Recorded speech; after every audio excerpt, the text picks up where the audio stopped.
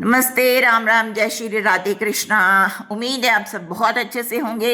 चलिए, आज की कहानी जो है वो भी बहुत ज़्यादा शिक्षा देने वाली है, हमारे जीवन में काम आने वाली है। तो सुनते हैं। प्राचीन काल में एक मांडवीय ऋषि थे। तो मांडवीय ऋषि जो थे वो बहुत ज़्यादा तपस्या करते थे। एक दिन क्या हुआ, वो तपस्या में बैठे थे और उधर से कुछ काफ़ी लोग भागते हुए आ रहे थे और उनके पीछे सैनिक भाग रहे थे।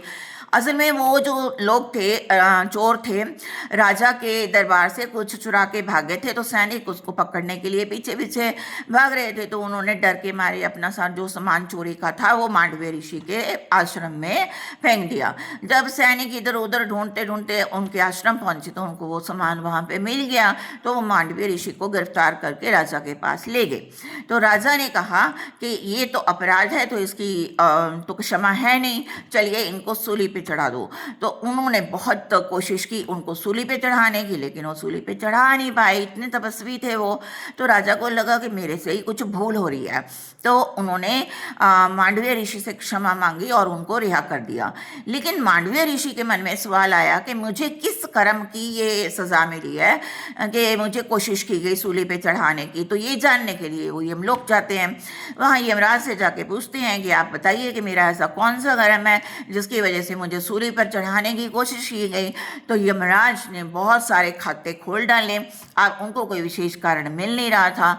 तो आखिर में एक कारण उनको मिला कि जब आप 3 वर्ष के थे तब आपने एक पतंगे को कष्ट दिया था, उसी कष्ट के नतीजे की वजह से आपको ये कष्ट भोगना पड़ा।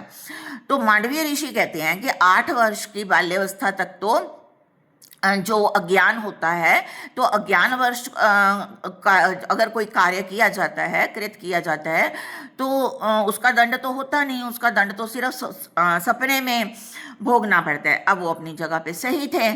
तो अब क्या करते, मांडवीय ऋषि जो थे उनकी आपत्ति जो थी बिल्कुल सही थी।